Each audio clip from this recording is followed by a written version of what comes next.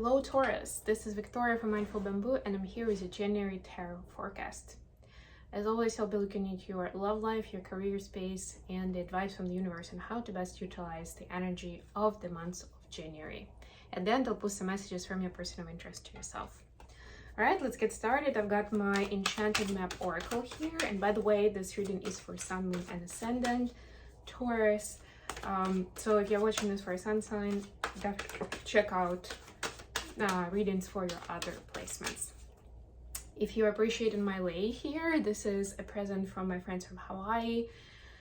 It came in mail just yesterday, so I'm excited, and I decided that for today at least I'll be wearing it for my readings. I hope you guys are doing great. Hope you had the start of the year that is just amazing, and I'm wishing that it's gonna continue for you just the same or even better. Number 51, the moonlight. Ooh, this is first of all, of course, is hinting at the full moon in January. That's going to be happening towards the end of the month. But also, this is like a spiritual awakening. This is going next level. I like this so much. Let's read the message. Oh no. Your intuition allows you to see beyond the mundane, logical and analytical. Follow it. Moonlight beckons. Come and trust your intuition to lead you into places that may not seem logical. Your hunches will be right on target. Resist second guessing yourself, for your alternative perception is especially sharp right now. You can see beyond the surface of things and truly read between the lines. This is a good time to use oracle cards or other system of divination to gain information. I'm laughing because I'm taking it for myself too, because I'm a Taurus. Remember that the language of intuition is a symbolic one. It comes subtly through a hunch, a tingling, a clear sound, or an animal or object crossing your path. Spirit is sending you messages to help you now. Success is yours if you follow the signs. So you're opening up new, maybe even completely new gifts in your intuitive thinking, or maybe you've done the work to cleanse your heart chakra, to clear the space, to cleanse your energy overall, to be able to receive those messages. And now is the time to celebrate, rejoice, and use that information essentially. This is the year of taking action. This is also a year when we have North Node in Aries, which will push a lot of people to step outside of that comfort zone and finally go for those dreams, for that happiness that they didn't dare dream about before. Okay, Taurus, so for your love life, you have the Page of Swords, lots of determination and courage. Four of Wands, look at that. This is the best card to get if you're looking for actual commitment from someone. Queen of Pentacles, you could be dealing with another earth sign, Taurus, Capricorn, or Virgo, or someone who sees you as wife material or husband material, depending on your gender. For your career, we see Six of Swords, take a new direction, going to unknown land. Six of Cups, look at all the sixes. Oh my god, I love this so much. The Hermit, you could be dealing with a Virgo. Advice, King of Pentacles. So now we have a King and a Queen of Pentacles. So it's family life. This is spouses. This is working as a team with your significant other and something. Nine of Cups and Page of Pentacles. Two pages. So yeah, new beginnings, new information. Again, this is a confirmation of that, of those signs and synchronicities that are coming in to help you figure out the next steps. Bottom of the deck, Two of Swords. Yeah, so please don't overthink. Please don't get stuck and don't just kind of sit in one place just because the choice seems too difficult, because you want to go and do this and that and that and that, and then eventually you don't do anything. It's one of the reasons procrastination happens. I'm not saying that's necessarily you. I'm just saying that it's a pretty popular theme, you know, it's a trending topic. And of course, a lot of people don't really like to look at it, to admit it, to change something. It's not easy. But you have so much going on and so much to look forward to that, like, that should be the motivation you're looking for. And so I started talking about courage. Yeah, it will take courage for you to get into this level of commitment. Maybe it's somebody who is not your usual type. that sees you as a marriage material, or maybe you're already married and you're like thinking of the back of your head that maybe I should think about getting out of this marriage.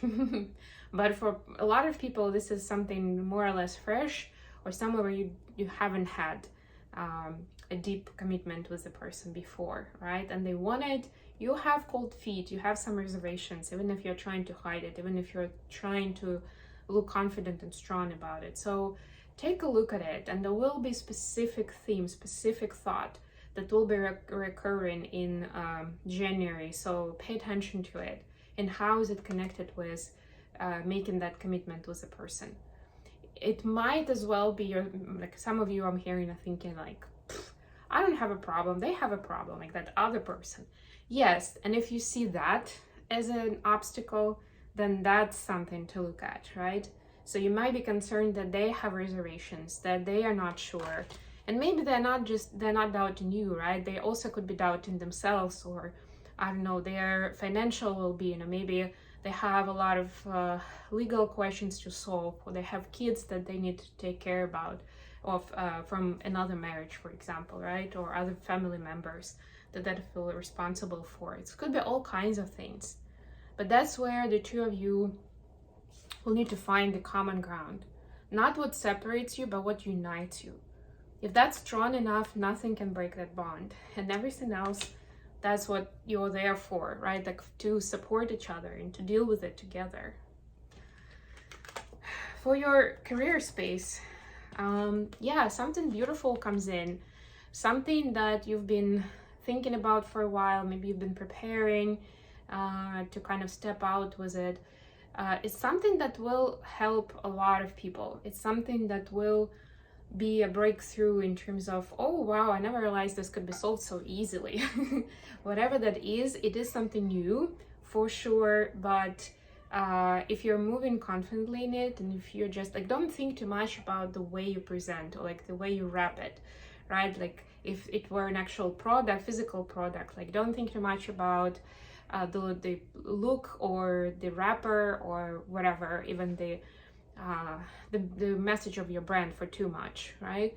Get it out there, be sincere, be honest, and know that it's gonna take off, right? But it's important to move from the ideation phase or reflection phase or brainstorm phase to actual implementation. That's what sixes are for. They're when we're taking what we've worked on internally, we're taking it to the outside world. The outside world is ready for your invention, for innovative idea that you have, for the care that you have for the world, anything and everything. Advice: don't give up on your goals, and know that there is a big success in the works. Even if you feel like a page of pentacle right now, know that in spirit you are at the king level. It's just a matter of time before the energy and the physical space will reconcile, and everyone will see that for themselves, including you. But that's the trick, that you're supposed to see that before it happens in the physical. It's very easy to believe in yourself when you have all the successes already, right? It's kind of obvious. You just like check the boxes easily. But it's not about believing in yourself, really. It's not about that confidence and self-worth.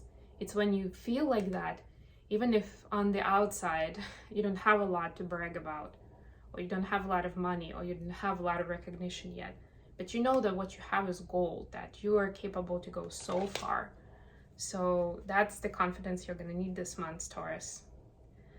Not just this month, I'm hearing this year, but it's going to be really great if you can, maybe through rituals or meditation practices, whatever else is working for you, whatever you are doing for mindfulness and wellness in your space, to use those practices with this intention in mind. And we do have new moon coming up next week, I think, so that's another good timing to set the right intentions, to see where you are and what is the right next step that you feel is right. You feel is right, not think. Okay, message from your person. Four of Swords, please clarify. Message for Taurus from their person of interest.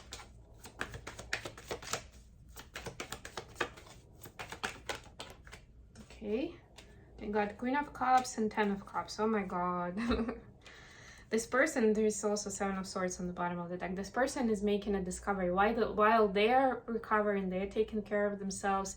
They had the moment of like silence, quiet, maybe because of the holidays. Maybe they even went on a retreat of some sort or a hike, something like that. I'm getting strong energy of like a hike or a retreat in nature.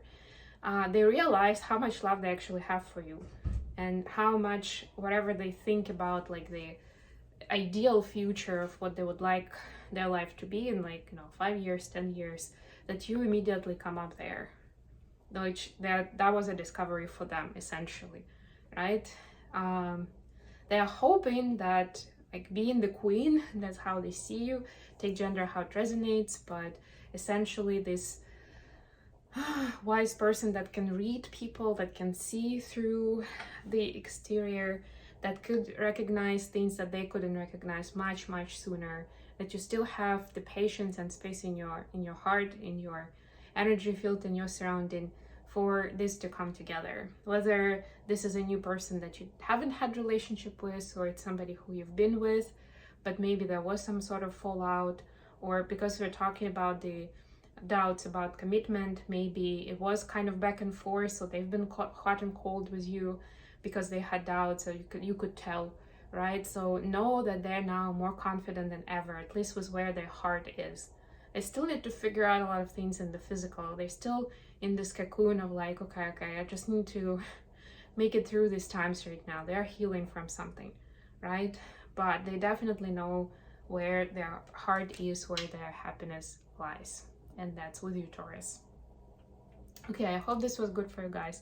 Thank you so much for joining me today. I love you all. Mahalo for being here, for liking, sharing, and subscribing. And I'll talk to you again very soon. Bye, guys.